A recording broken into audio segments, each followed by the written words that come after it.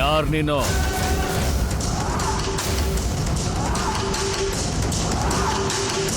ಯಾರಿಗೋಸ್ಕರ ಬಂದಿದ್ಯಾ? ಯಾಕೆ ಬಂದಿದ್ಯಾ? ಅದು ನಾನು ಹರ್ಬಲ್ ರಿಸರ್ಚ್ ಅಲ್ವಾ? ಆ ಕೆಲಸ ಮಾತ್ರ ಮಾಡು. ನಿನಗೆ ಸಂಬಂಧ ಇಲ್ದಿರೋ ವಿಷಯಗಳ ಬಗ್ಗೆ ಇನ್ನೊಂದ್ಸಲ ಕೇಳಿದ್ರೆ ಚೆನ್ನಾಗಿರೋದಿಲ್ಲ. ಹೋಗೋ. I am sorry uncle. ಅರ್ಥ ಇಲ್ದಿರೋ ಪ್ರಶ್ನೆಗಳನ್ನ ಕೇಳಿ ನಿಮಗೆ ತೊಂದರೆ ಕೊಟ್ಬಿಟ್ಟೆ. ಐ ಆಮ್ ರಿಯಲಿ ಸಾರಿ.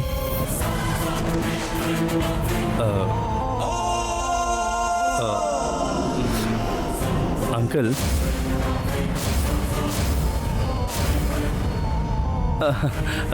ಬರ್ತೀನಿ ಅಂಕಲ್. ಬಾಯ್.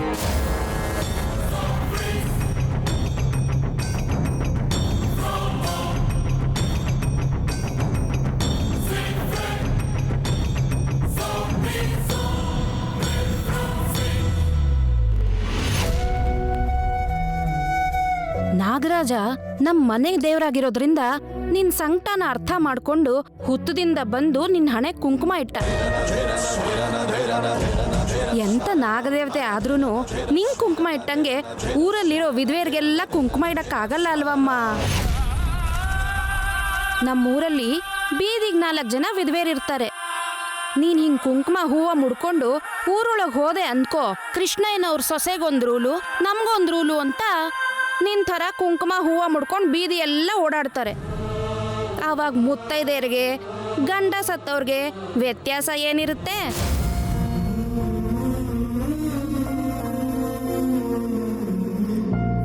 ಅದ್ಗೆ ಅದ್ಗೆ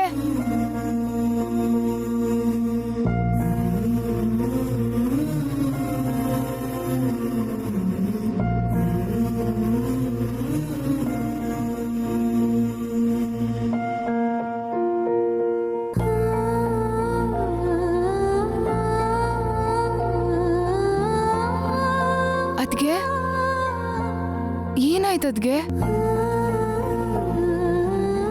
ಯಾಕೆ ತರ ಕೂತ್ಕೊಂಡಿದ್ದೀರಾ? ಹೇಳಿ ಅದ್ಗೆ, ಏನಾಯ್ತು? ಹೇಳಿ, ಯಾಕೆ ಅಳ್ತಾ ಇದ್ದೀರಾ?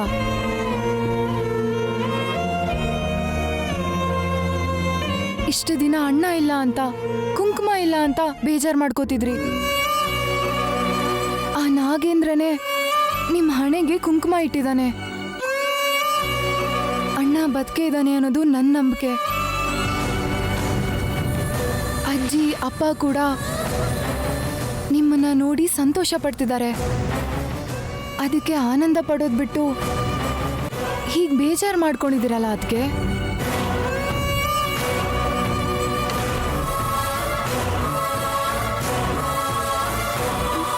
ಏನ್ ನೋಡಿ ಆನಂದ ಪಡ್ಬೇಕು ಅಂತಿದೀಯ? ಈ ಕುಂಕುಮ ನೋಡ್ಕೊಂಡ? ಈ ಜಡೆಲಿರೋ ಹೂವು ನೋಡ್ಕೊಂಡ? ಏನ್ ನೋಡ್ಕೊಂಡು?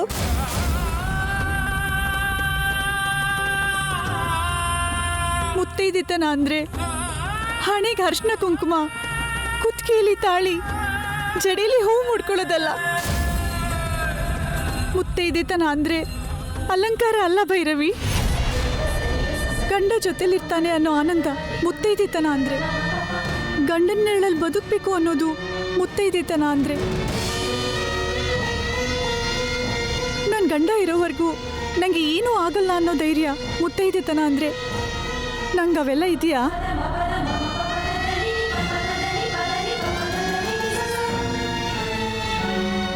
ಹಣೆಯಲ್ಲಿರೋ ಕುಂಕುಮ ಬಿಟ್ಟು ನಿನ್ನೆಗೂ ಇವತ್ತಿಗೂ ಏನು ವ್ಯತ್ಯಾಸನೇ ಕಾಣಿಸ್ತಿಲ್ಲ. ನನ್ನ ನೋವು ಕಮ್ಮಿ ಆಗಿಲ್ಲ, ನನ್ನ ಕಣ್ಣೀರು ಸಹ ನಿಂತಿಲ್ಲ.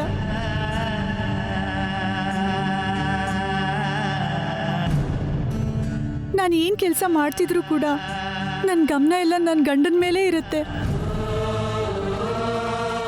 ಕಣ್ಣು ಮುಚ್ಕೊಂಡು ನಿದ್ರೆ ಮಾಡ್ತಿದ್ರು. ನನ್ನ ಕನಸಲ್ಲಿ ನಿನ್ನ ಅಣ್ಣನ್ನೇ ನೋಡ್ತಾನೇ ಇದ್ದೀನಿ ಅಂತ ಅನ್ಸುತ್ತೆ.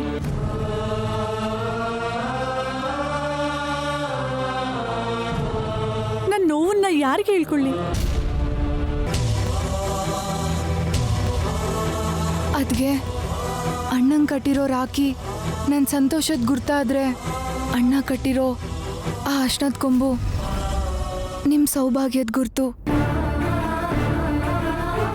ನಮ್ಮಿಬ್ರು ಮಧ್ಯೆ ಇರೋದು ಅನುಬಂಧ ಆದ್ರೆ ನಿಮ್ಮಿಬ್ರು ಮಧ್ಯೆ ಇರೋದು ಋಣಾನುಬಂಧ. ನಿಮ್ಮ ನೋವು ನನಗೆ ಅರ್ಥ ಆಗುತ್ತೆ.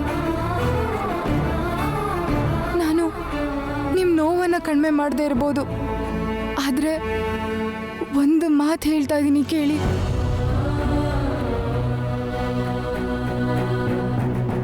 ಅಣ್ಣ ಎಲ್ಲೇ ಇದ್ರು ನಾನು ಹೋಗಿ ಕರ್ಕೊಂಡು ಬರ್ತೀನಿ. ನನ್ನ ನಂಬಿ ಅದಕ್ಕೆ ನನ್ನ ನಂಬಿ.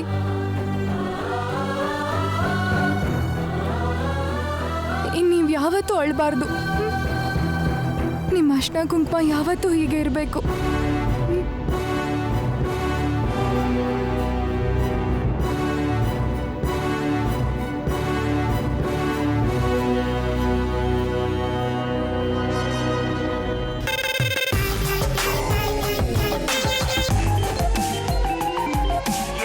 ಹಲೋ, ನಮಸ್ತೆ ಮೇಡಮ್. ಅವನು ಹೇಗಿದ್ದಾನೆ?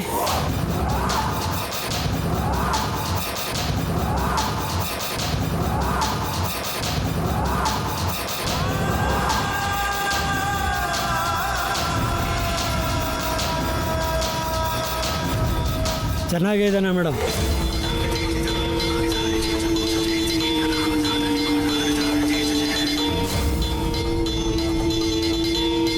ಇಷ್ಟು ದಿನ ಬಂದ್ಸ್ಬಿಟ್ಟಿದ್ರಲ್ಲ, ಯಾಕೆ ಮೇಡಮ್?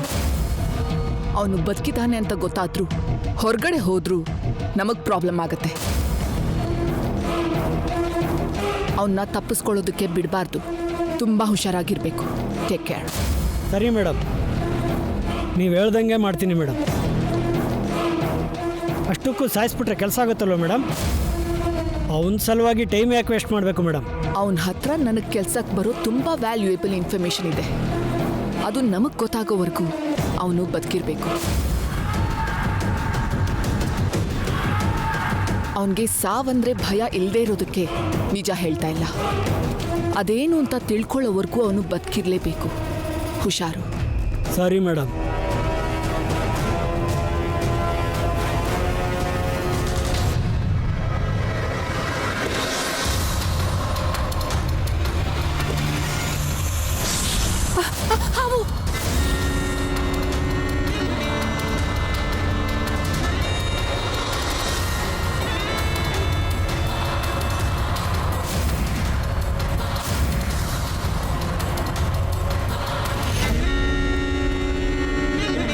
ಸ್ನೇಕ್ ಸೊಸೈಟಿ ಅವ್ರು ಬಂದು ಹಾವನ್ನು ತಗೊಂಡು ಹೋದ್ಮೇಲೂ ಇನ್ನೂ ಭಯ ಹೋಗ್ತಾ ಇಲ್ಲ. ಛೇ,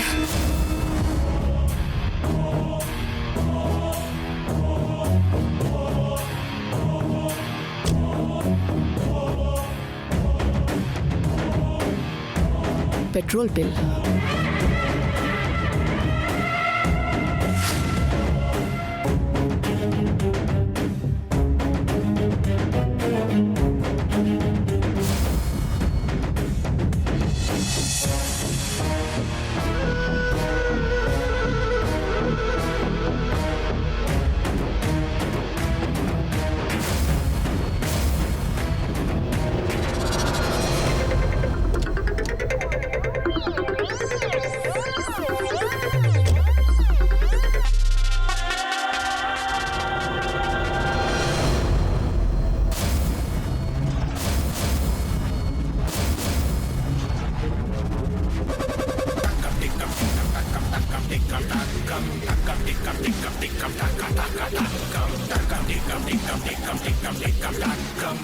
ನಾಗವರದಲ್ಲಿ ನಿನ್ನೆ ಡೇಟ್ಗೆ ಪೆಟ್ರೋಲ್ ಹಾಕ್ಸಿರೋ ಬಿಲ್.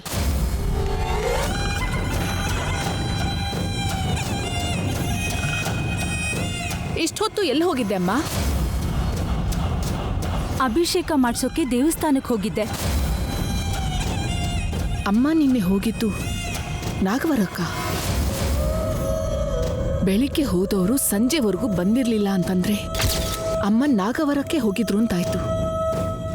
ನಾಗವರಕ್ಕೆ ಹೋಗ್ದೆ ಅಲ್ಲಿನ ಬಿಲ್ ಹೇಗ್ ಬರುತ್ತೆ? ಅಷ್ಟಕ್ಕೂ ನಂಗೆ ಹೇಳ್ದೆ ಅಮ್ಮ ನಾಗವರಕ್ಕೆ ಯಾಕೆ ಹೋದ್ರು? ಆ ಊರಲ್ಲಿ ಅಮ್ಮಂಗೇನ್ ಕೆಲ್ಸ? ಅರ್ಜುನ್ ಕೂಡ ಅಲ್ಲೇ ಇದ್ದಾನಾ? ಅಥವಾ ಅರ್ಜುನ್ನ ಭೇಟಿಯಾಗೋಕೆ ಅಂತ ಅಮ್ಮ ಅಲ್ಲಿಗೆ ಹೋದ್ರಾ? ಅಥವಾ ಇನ್ನೇನಾದ್ರೂ ಕೆಲ್ಸದ ಮೇಲೆ ಹೋಗಿದ್ರಾ?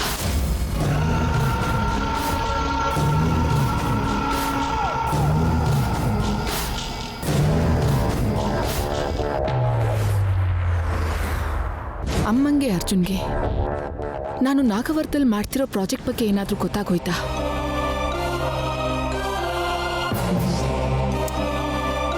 ಗೊತ್ತಾಗೋ ಚಾನ್ಸೇ ಇಲ್ಲ. ನಾನು ಮಾಡ್ತಿರೋ ಕೆಲಸಕ್ಕೆ ಹಾವುಗಳೇನಾದರೂ ನನ್ನ ಮೇಲೆ ಹಾಗೆ ಸಾಧಿಸ್ತೀವ್ಯಾ? ನಿನ್ನ ನಾನು ನೋಡಿದ ಹಾವು ನನ್ನ ಮೇಲೆ ಹಾಗೆ ಇಟ್ಕೊಂಡು ನಾಗವರದಿಂದ ಬಂದಿತ್ತಾ? ಅಮ್ಮ ನಾಗವರಕ್ಕೆ ಹೋಗಿದ್ರು ಇಲ್ವೋ ಅಮ್ಮನ್ನೇ ಕೇಳಿ ತಿಳ್ಕೋಬೇಕು.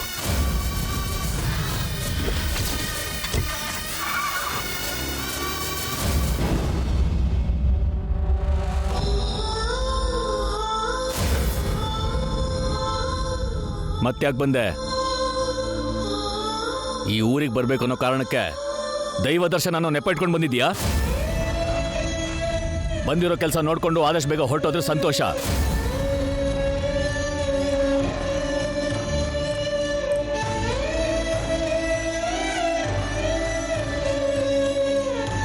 ದುರ್ಗಾ,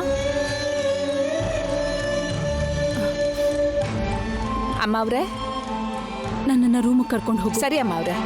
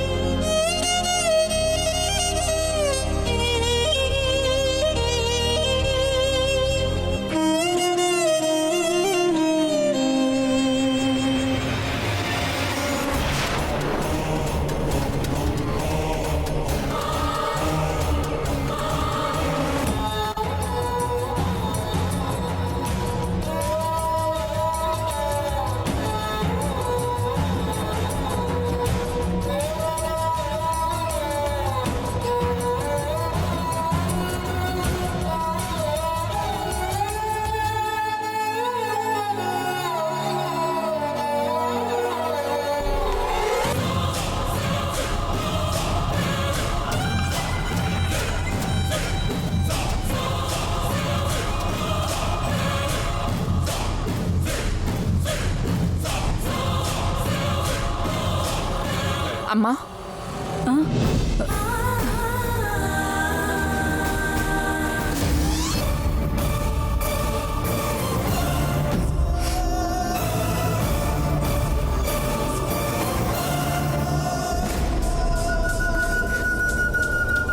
ಏನಮ್ಮ? ನಿಮ್ಗೆ ನಾಗವರ ಗೊತ್ತಾ?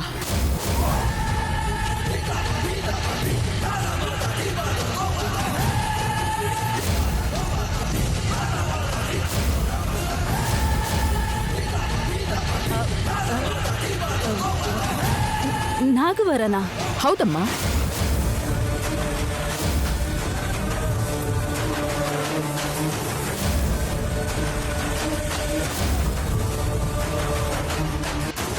ಗೊತ್ತಿಲ್ಲ.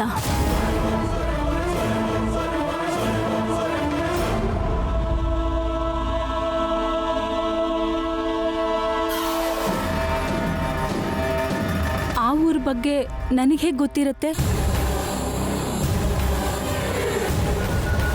ಇವಳು ಸಡನ್ ಆಗಿ ಬಂದು ನಾಗವಾರದ ಬಗ್ಗೆ ಯಾಕೆ ಕೇಳ್ತಿದ್ದಾಳೆ?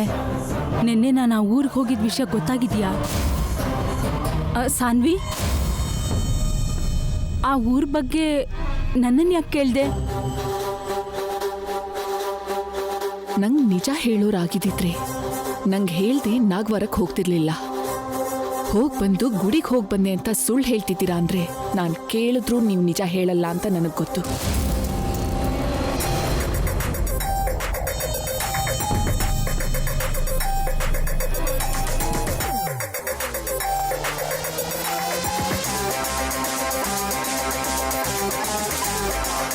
ಏನೂ ಇಲ್ಲಮ್ಮ, ಇವತ್ತು ನಮ್ಮ ಆಫೀಸಲ್ಲಿ ನಾಗವರದ ಬಗ್ಗೆ ಡಿಸ್ಕಷನ್ ಬಂತು.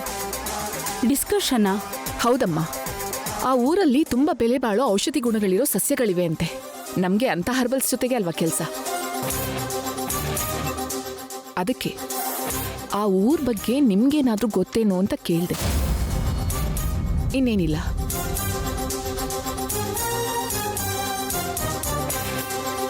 ಅಮ್ಮ, ಗುಡ್ ನೈಟ್.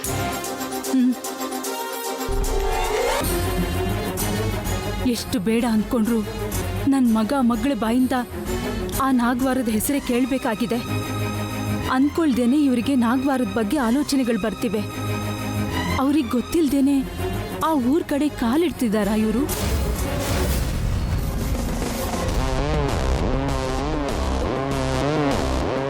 ಆ ಊರ್ ಹೆಸರು ಹೇಳ್ತಿದ್ದ ಹಾಗೆ ಅಮ್ಮನ ಮುಖದ ರೀತಿನೇ ಬದಲಾಯಿತು. ಅಷ್ಟು ಟೆನ್ಷನ್ ಮಾಡ್ಕೊಂಡಿದ್ದಾರೆ ಅಂದ್ರೆ ಅಮ್ಮಂಗೆ ನಾಗವರದ ಬಗ್ಗೆ ಗೊತ್ತು ಅಂತ ಅರ್ಥ ಆಯ್ತು. ಅಮ್ಮ ನಾಗಮ್ಮ ತಾಯಿ, ನನ್ನ ಮಕ್ಕಳು ನಾಗವರಕ್ಕೆ ಬರದೇ ಇರೋ ಹಾಗೆ ನೀನೇ ನೋಡ್ಕೋಬೇಕಮ್ಮ.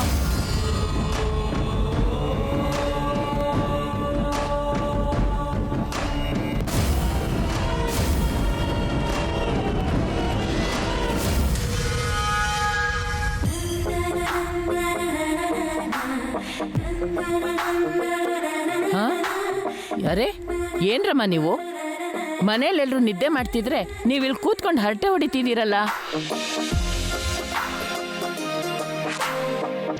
ನೋಡು, ಬೆಳಿಗ್ಗೆನೆ ಬೇಗ ಎದ್ದು ತಲೆಗೆ ಸ್ನಾನ ಮಾಡಿಕೊಂಡು ಆ ತುಳಸಿಗೆ ನೀರು ಹಾಕಿ ನಮಸ್ಕಾರ ಮಾಡು. ನೋಡಜ್ಜಿ, ಹುತ್ತಕ್ಕೆ ಹಾಲೇರಿ ಅಂದೆ, ಹಾಲೆರ್ದೆ. ಪೂಜೆ ಮಾಡು ಅಂದೆ, ಮಾಡ್ದೆ. ಮುತ್ತೈದೆಯರ್ಗೆ ಬಾಗಿನ ಕೊಡು ಅಂದೆ, ಕೊಟ್ಟಿದ್ದೀನಿ.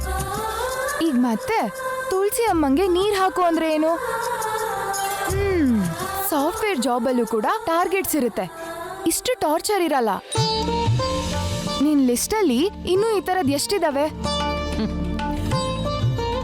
ಹಾಲೆರೆದು ಪೂಜೆ ಮಾಡಿದ್ದಕ್ಕೆ ಆ ನಾಗಮ್ಮ ತಾಯಿ ಬಂದು ನಿನ್ನ ಅತ್ತಿಗೆ ಹಣೆಗೆ ಕುಂಕುಮ ಇಟ್ಟಿದ್ದು. ಹಾಗೆ ನಡೆದಿದ್ದಕ್ಕೆ ಅಲ್ವಾ ನಿಮ್ಮ ಅಣ್ಣ ಬದುಕಿದಾನೆ ಅಂತ ನೀನು ಕೂಡ ನಂಬ್ತಾ ಇರೋದು. ಅಂದ್ರೆ ಆ ತುಳಸಿಗೆ ನೀರ್ ಹಾಕಿ ನಮಸ್ಕಾರ ಮಾಡಿದ್ರೆ ಇನ್ನೂ ಒಳ್ಳೇದಾಗುತ್ತೆ ಕಣೆ.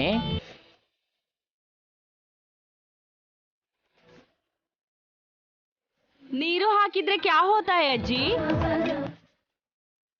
ಭೈರವಿಗೆ ಏನು ಒಳ್ಳೇದಾಗುತ್ತೆ?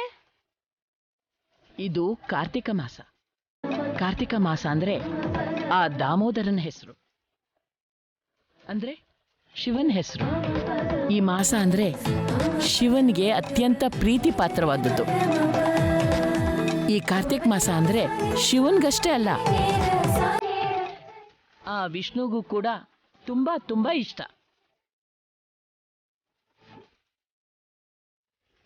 ಶಿವಂಗ್ ಯಾಕಿಷ್ಟ ಅಂತ ಹೇಳ್ದೆ, ಮತ್ತೆ ವಿಷ್ಣುಗ್ ಏನಿಷ್ಟ ಅಂತ ಹೇಳಲೇ ಇಲ್ಲ. ಶ್ರೀಕೃಷ್ಣನ ಅವತಾರನೇ ವಿಷ್ಣುವಿನ ಮತ್ತೊಂದು ಸ್ವರೂಪ.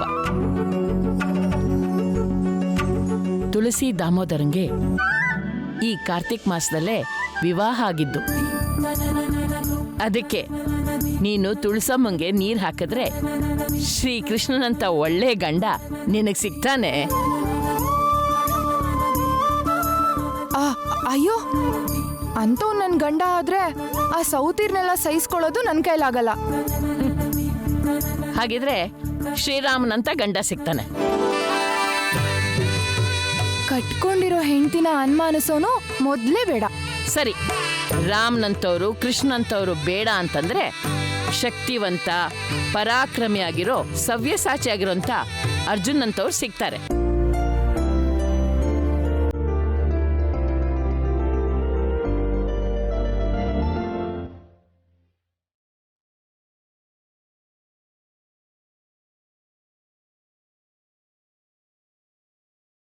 ಆಲ್ರೆಡಿ ಬಂದಿದ್ದಾನೆ ಅಜ್ಜಿ.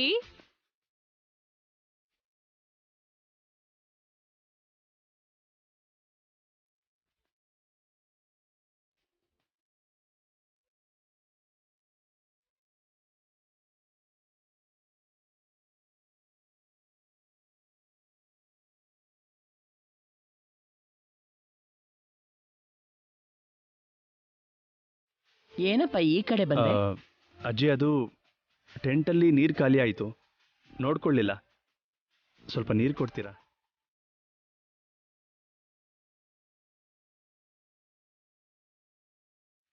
ಭೈರವಿ, ಇವನಿಗೆ ನೀರು ಬೇಕಂತೆ ತಂದ್ಕೊಡು.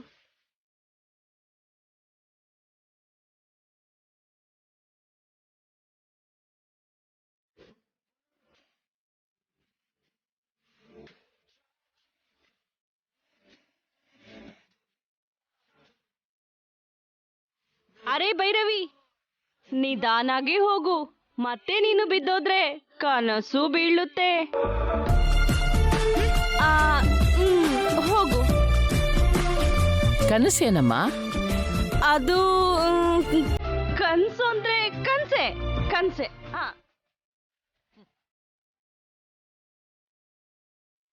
ಸರಿ, ನೀರು ಕೊಟ್ಬಿಟ್ಟು ಬೇಗ ಬಂದು ಮಲ್ಕೊಳ್ಳಿ. ಬನ್ನಿ.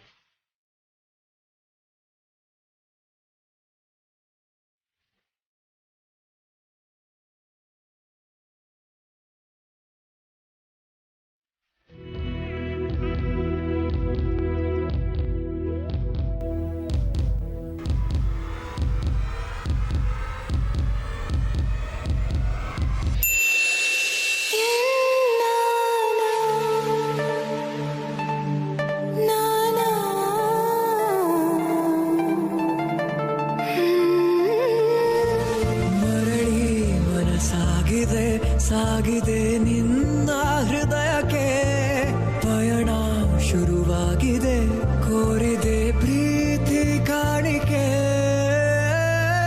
ಮತ್ತೆ ಮತ್ತೆ ಮನಸ್ಸು ಶರಣಾದ ಹಾಗಿದೆ, ಕಿರುಬೆರಳು ಬಯಸಿದೆ ಸಲುಗೆ, ಇರಬೇಕು ಜೊತೆಯಾಗಿ ನಿನ್ನಲ್ಲಿ.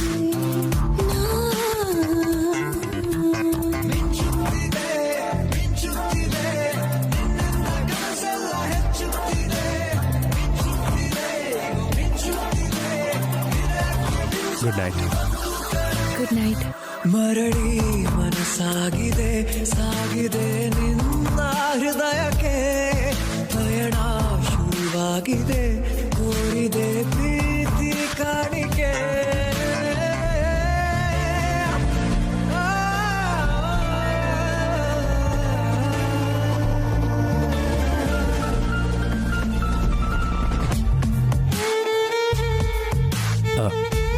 Good night.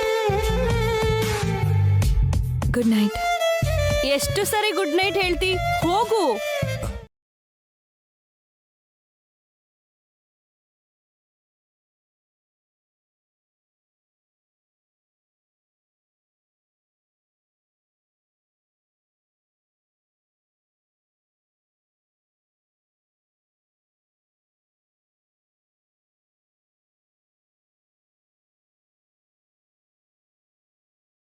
ಹೋಗಿ ಮಲ್ಕೊಳ್ಳೋಣ. ಜಲ್ದಿ ಎದ್ದೇಳ್ಬೇಕು. ನಿಮ್ದು ಅಜ್ಜಿ ನಿಮ್ಗೆ ಹೇಳಿದೆ ಅಲ್ವಾ, ತುಳಸಿ ಮಾತೆಗೆ ನೀರು ಹಾಕ್ಬೇಕು ಅಂತ. ಯಾಕೆ ನೋಡ್ತಿದ್ಯಾ? ಹೋಗೋಣ ನಡಿ.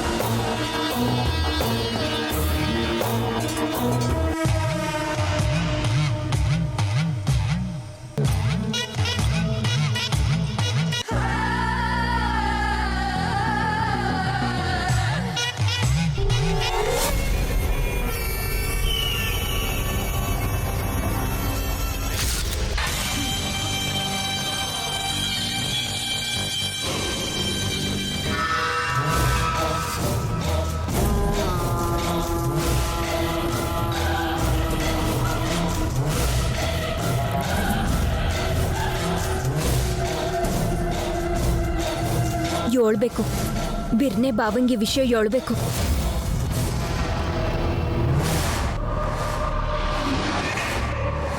ಚಿಕ್ಕ ಗುರುಗಳೇ ಕಣ್ಣು ಮುಚ್ಕೊಂಡಿದ್ದಾರೆ, ಧ್ಯಾನದಲ್ಲಿದ್ದಾರಾ ಇಲ್ಲ ನಿದ್ದೆ ಮಾಡ್ತಿದ್ದಾರಾ? ಧ್ಯಾನದಿಂದ ಹೊರಗೆ ಬರೋರ್ಗೂ ಕಾಯಬೇಕು ಅಂದರೆ ನನಗೆ ಬಹಳ ಕೆಲಸಗಳಿದೆ, ನಾನು ಇಲ್ಲಿಗೆ ಬಂದಿದ್ದೀನಿ ಅಂತ ಆ ಹುಡುಗಿಗೆ ಹೇಳ್ತೀಯಾ?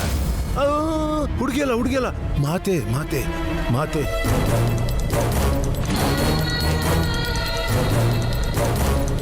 ತಪ್ಪಾಗೋಯ್ತು ಗುರುಗಳೇ, ತಪ್ಪಾಯ್ತು. ಮಾತೆ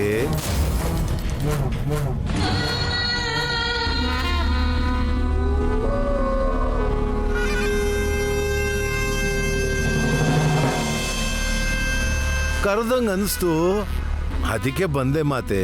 ಯಾಕೆ ಕರೆದ್ರಿ ಮಾತೆ? ನನ್ನ ಕೋರಿಕೆ ಈಡೇರೋ ದಿನ ದೂರದಲ್ಲೇನಿಲ್ಲ.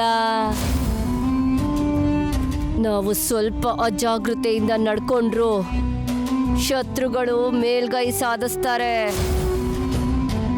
ಅದಕ್ಕೆ ಶತ್ರುಗಳ ಬಲನ ಅಳತೆ ಮಾಡೋ ಮುಖ್ಯವಾದ ಕೆಲಸ ಮಾಡ್ತಿದ್ದೀನಿ. ದೇವಸ್ಥಾನನ ರಕ್ಷಣೆ ಮಾಡ್ತಿರೋ ಹಾವುಗಳಲ್ಲಿ ಒಂದು ನಾಗಲೋಕದಲ್ಲಿದ್ರೆ ಇನ್ನೊಂದು ನಿನ್ನ ಮನೆಯಲ್ಲೇ ಇದೆ. ಏನು, ನಮ್ಮನೇಲಿ ಹಾವಿದ್ಯಾ? ಹೌದು, ಆ ಹಾವು ಮನುಷ್ಯ ರೂಪದಲ್ಲಿದೆ. ಆ ಮನುಷ್ಯ ಯಾರು ಅಂತ ಪರೀಕ್ಷೆ ಮಾಡ್ತಿರ್ಬೇಕಾದ್ರೆ ಆ ಹಾವು ನಿಮ್ಮನೇಲಿರೋ ದೇವರ ಕೋಣೆಗೆ ಹೋಯ್ತು. ನನ್ನ ಶಕ್ತಿ ದೇವರ ಕೋಣೆಗೆ ಹೋಗದೆ ಇರೋ ಹಾಗೆ ಯಾವುದೋ ಮಾಯೆ ಅಡ್ಡ ಬರ್ತಿದೆ. ಪೌರ್ಣಮಿ ದಿನ ಸರ್ಪಕುಲದ ಶಕ್ತಿ ಹೆಚ್ಚಾಗೋದು ಸರ್ವೇ ಸಾಮಾನ್ಯ.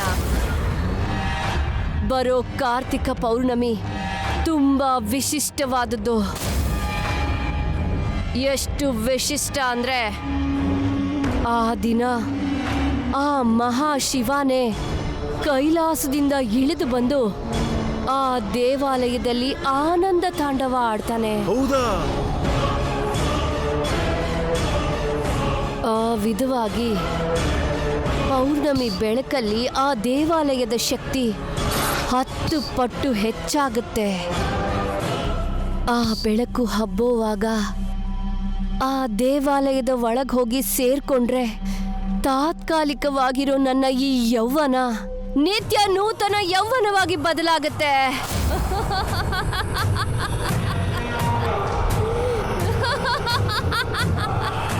ಅಷ್ಟರೊಳಗೆ ಆ ನಾಗರಕ್ಷಾ ಬಂಧನ ಪಡ್ಕೊಂಡು ಅದರ ಸಹಾಯದಿಂದ ಆ ದೇವಾಲಯದೊಳಗಡೆ ಪ್ರವೇಶಿಸಿ ನನ್ನ ಕೋರಿಕೆನ ತೀರಿಸ್ಕೊಳ್ತೀನಿ.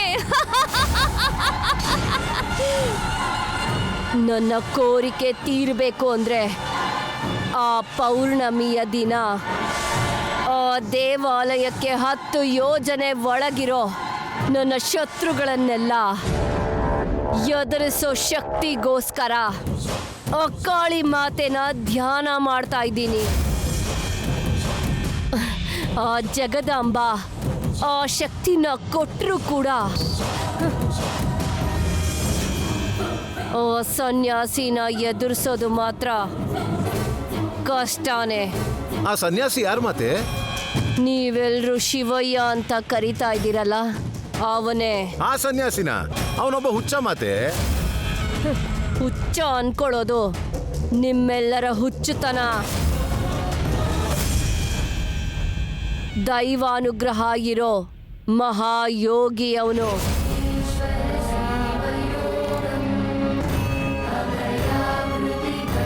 ಆ ವಿಷಯ ನಾನ್ ನೋಡ್ಕೋತೀನಿ. ಅಷ್ಟರಲ್ಲಿ ನೀನು ನಿನ್ನ ಮನೆಯಲ್ಲಿ ಹೆಣ್ಣಿನ ರೂಪದಲ್ಲಿರೋ ಹಾವು ಯಾರು ಅಂತ ತಿಳ್ಕೊ. ದೇವ್ರ ಕೋಣೆಯಲ್ಲಿ ಹೋಗಿದ್ದಾಳೆ ಅಂದ್ರೆ ನನ್ನ ಸೋದರ ಸೊಸೆ ಭೈರವಿನೇ ಆಗಿರ್ತಾಳೆ. ಭೈರವಿ ಅಲ್ಲ. ಭೈರವಿ ಅಲ್ದಿದ್ರೆ ನಮ್ಮ ಭಾವ ದಿನ ದೇವ್ರ ಕೋಣೆ ಒಳಗೆ ಹೋಗ್ತಿರ್ತಾನೆ. ಆ ಹಾವು ಒಂದು ಹೆಣ್ಣು, ಗಂಡು ಹಾವಲ್ಲ. ನಿನ್ನ ಮನೆಯಲ್ಲಿರೋ ಹೆಣ್ಣು ಮಕ್ಕಳ ಮೇಲೆ ಒಂದು ಕಣ್ಣಿಟ್ಟಿರು. ಒಂದು ಕಣ್ಣೇನು ಮಾತೆ, 2 ಕಣ್ಣು ಇಟ್ಟಿರ್ತೀನಿ. ಅದ್ ಸರಿ ಮಾತೆ, ಒಂದು ವಿಷಯ ಏನು ಅಂದ್ರೆ ಹೊರಡು. ಅದಲ್ಲ ಮಾತೆ, ನಾನು ಹೇಳೋ ಸ್ವಲ್ಪ ಹೋಗು ತಾಯಿ.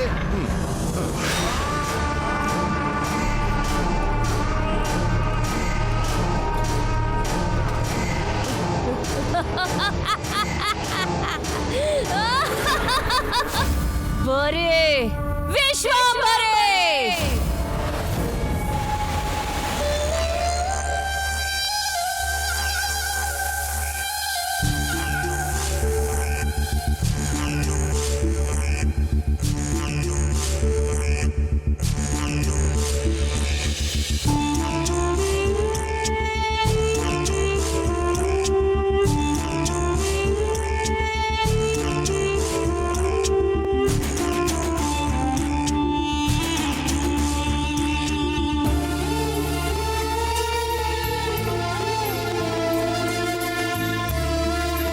ಇಷ್ಟೊಂದು ತಡ ಯಾಕಾಯ್ತು ಮಲ್ಲಿ? ಯಾವಾಗಂದ್ರೆ ಅವಾಗ ಬರಕ್ಕೆ ಹೆಂಗ್ ಸಾಧ್ಯ ಆಯ್ತದ ಮಾವ? ಎಲ್ರೂ ಮಲ್ಕೊಂಡ್ಮ್ಯಾಕೆ ಯಾರಿಗೂ ಅನುಮಾನ ಬರ್ದಂಗೆ ಬರ್ಬೇಕಲ್ವಾ?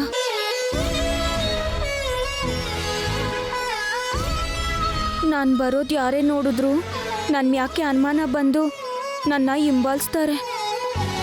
ಅವಾಗ ನಾನು ಯಾರೋ ಎಲ್ರಿಗೂ ಗೊತ್ತಾಯ್ತದೆ. ಅದು ನಿಜವೇ. ಅಜ್ಞಾತವಾಗಿ ಬದುಕೋದು ಏಟ್ ಕಷ್ಟ ಅಂತ ನಂಗೆ ಈಗ ಗೊತ್ತಾಗ್ತೈತೆ. ಅದು ಗೊತ್ತಾಗ್ಲಿ ಅಂತಾನೆ ನಮ್ಮಪ್ಪಯ್ಯ ನನಗೆ ಈ ಶಿಕ್ಷೆ ಕೊಟ್ಟಿರ್ತಾರೆ.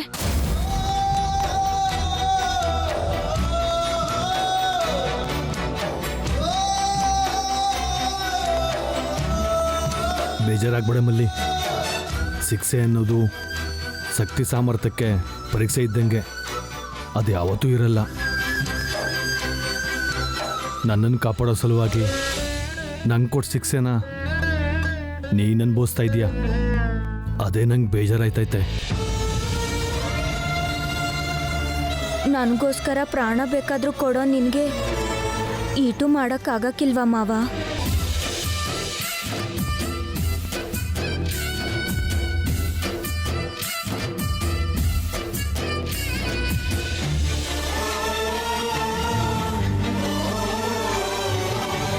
ಇವತ್ತು ನಾನು ಇಲ್ಲಿಗೆ ಬರೋಕ್ಕೆ ಯಾಕೆ ತಡ ಆಯ್ತು ಗೊತ್ತಾ? ಯಾಕೆ? ಮನ್ಯಾಗ ಎಲ್ಲರೂ ನಿದ್ರೆ ಮಾಡಿದ್ಮ್ಯಾಕೆ ಭೈರವಿ ಸೋದರ ಮಾವ ಅರ್ಧರಾತ್ರಿಲಿ ಗುಟ್ಟಾಗಿ ಮನೆಯಿಂದ ಆಚೆಗೆ ಹೋದ. ಎತ್ಲ ಕಡೆ ಹೋದ? ಅದನ್ನ ತಿಳ್ಕೊಬೇಕಂತಲೇ ಅವನ್ನ ನಾನು ಹಿಂಬಾಲಿಸ್ಕೊಂಡು ಹೋದೆ. ಅವತ್ತು ಹದ್ದುಗಳು ನನ್ನ ಮೇಲೆ ಎಲ್ಲಿ ದಾಳಿ ಮಾಡಿದ್ವೋ ಆ ಜಾಗಕ್ಕೆ ಹೋಗಿದ್ದ. ಮಧ್ಯರಾತ್ರಿ ಸಮಯದಲ್ಲಿ ಈ ಅಡವಿಲಿ ಆ ಜಾಗಕ್ಕೆ ಹೋಗವನೆ ಅಂತಂದ್ರೆ ಯಾರನ್ನು ಮಾತಾಡ್ಸಕ್ಕೆ ಹೋಗಿರ್ತಾನೆ. ಯಾರನ್ನು ಮಾತಾಡ್ಸಕ್ಕೆ? ಅವ್ರೇನು ಮಾತಾಡ್ಕೊಂಡ್ರು? ಅದನ್ನ ತಿಳ್ಕೊಬೇಕಂತಲೇ ಮುಂದಕ್ಕೆ ಹೋಗಮ್ಮ ಅನ್ಕೊಂಡೆ. ಆದರೆ ನಾನು ಆ ಜಾಗಕ್ಕೆ ಹೋಗೋದ್ರೊಳಗೆ ಯಾವುದೋ ಒಂಥರ ಶಬ್ದ ಬಂತು ಅಂತ ಅಲ್ಲೇ ನಿಂತ್ಕೊಬಿಟ್ಟೆ. ವಿಚಿತ್ರವಾದ ಸದ್ದ? ಹೌದು ಮಾವ. ನಂತರ ಅಪರಿಚಿತರು ಅವ್ರ ಜಾಗಕ್ಕೆ ಕಾಲಿಟ್ರೆ ಶತ್ರುಗಳ ಬಗ್ಗೆ ಎಚ್ಚರಿಸೋ ರಕ್ಷಣಾ ವಲಯ ಆ ಶಬ್ದನ ಕೇಳಿ ನಿಂದಕ್ಕೆ ಹೋಗೋಕ್ಕಾಗದೆ ಅಲ್ಲೇ ನಿಂತ್ಕೊಬಿಟ್ಟೆ. ಧೈರ್ಯ ತಕೊಂಡು ಹೋಗಮ್ಮ ಅಂದರೆ ನನ್ನನ್ನು ನಾನು ಕಾಪಾಡ್ಕೊಳ್ಳೋ ಶಕ್ತಿ ಕೂಡ ನಂಗಿಲ್ಲ ಅಂತ ಮುಂದಕ್ಕೆ ಹೋಗೋ ಧೈರ್ಯ ಮಾಡಿಲ್ಲ ಮಾವ. ನಿನ್ನ ತಂದೆ ನಾಗರಾಜ ಹೇಳಿದ್ದು ನಿಜವೇ. ನಮಗೆ ಗೊತ್ತಿಲ್ಲದೆ ಈ ಪ್ರಾಂತ್ಯಕ್ಕೆ ಕೆಲವು ದುಷ್ಟಶಕ್ತಿಗಳು ಪ್ರವೇಶ ಮಾಡವೆ. ಏನೋ ಮಾಡಬೇಕು ಅಂತ ಕುತಂತ್ರ ಮಾಡ್ತಾವ್ರೆ ಅಂತ ಅನ್ಸುತ್ತೆ. ಅಂದ್ರೆ ಆ ದುಷ್ಟಶಕ್ತಿಗಳು ಅಮ್ಮವ್ರ ಮನೆಯವ್ರೆ ಅಂತ್ಯಾ?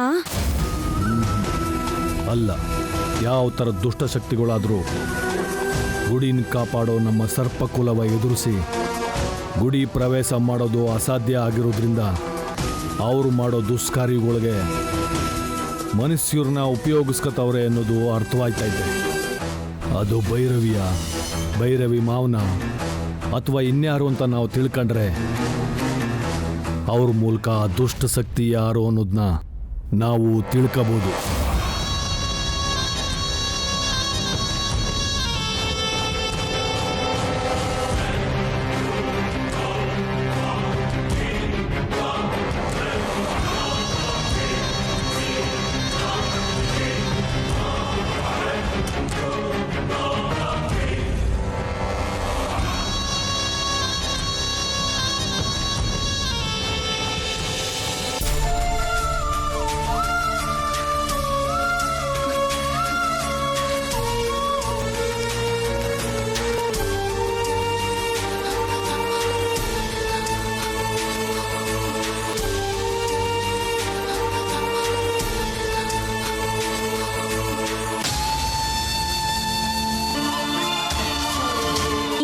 ಇದು ಮುಂದೆ ಬರೋ ಕಾರ್ತಿಕ್ ಹುಣ್ಣಿಮೆ ಭಾರಿ ಶಕ್ತಿಯುತವಾದ್ದು. ಆ ಮಹಾಶಿವನೇ ಕೆಳಗಿಳಿದು ಆ ಗುಡಿಲಿ ಆನಂದ ತಾಂಡವ ಆಡ್ತಾನಂತೆ. ಆಗ ಆ ಗುಡಿ ವಾತಾವರಣ ಬೆಳದಿಂಗಳಿಂದ ಬರೋ ಭಾರಿ ಕಾಂತಿಯಿಂದ ಒಳಿತದಂತೆ. ಅಂತ ದಿವ್ಯ ಶಕ್ತಿ ಇರೋ ಅವತ್ತಿನ ದಿನ ತಮ್ಮ ಕಾರ್ಯ ಸಾಧನೆ ಮಾಡ್ಕೊಳ್ಳೋಕ್ಕೆ ದುಷ್ಟಶಕ್ತಿಗಳು ಯಾವುದೋ ಒಂದು ರೀತಿಯಲ್ಲಿ ಪ್ರಯತ್ನ ಪಡ್ತವೆ ಅನ್ನೋದು ನನ್ನ ಅನುಮಾನ. ಅದೇ ನಡೆದ್ರೆ ಶಕ್ತಿ ಇಲ್ಲದಿರೋ ನಿಂಗೆ ಯಾವುದೇ ಥರ ತೊಂದರೆ ಆಗ್ದಂಗೆ ಈ ರಕ್ಷೆ ನಿನ್ನನ್ನು ಕಾಪಾಡ್ತದೆ.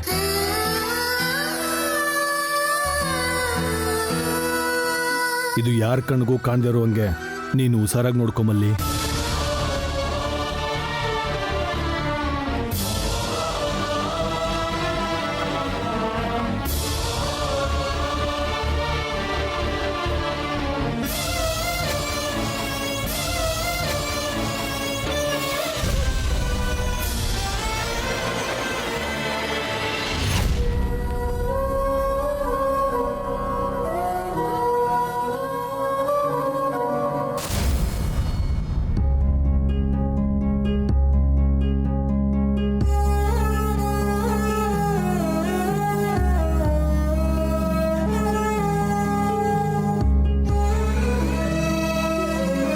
ಮನ್ಸನ್ನ ಸಾಯಿಸ್ಕೊಳ್ಳೋದು ಮಾತಲ್ಲಿ ಹೇಳ್ದಷ್ಟು ಸುಲಭ ಅಲ್ವಲ್ಲ. ಮನುಷ್ಯರು ಕನಿಕರ ತೋರಿಸ್ದೇ ಇದ್ರು ಆ ದೇವ್ರಾದ್ರೂ ಕನಿಕರ ತೋರಿಸ್ತಾರೇನೋ ಅನ್ನೋ ಆಸೆಯಿಂದ ಬಂದಿದ್ದೀನಿ.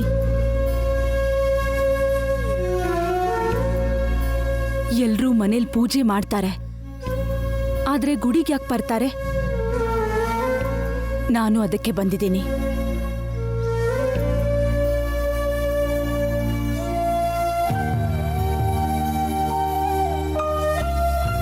ಅಮ್ಮ ನಾಗಮ್ಮ ತಾಯಿ, ನಾನು ಊರಿಗೆ ದೂರವಾಗಿದ್ದೇನೆ ಹೊರತು ನಿನಗೆ ನಿನ್ನ ಪೂಜೆಗೆ ದೂರ ಆಗಿಲ್ಲಮ್ಮ.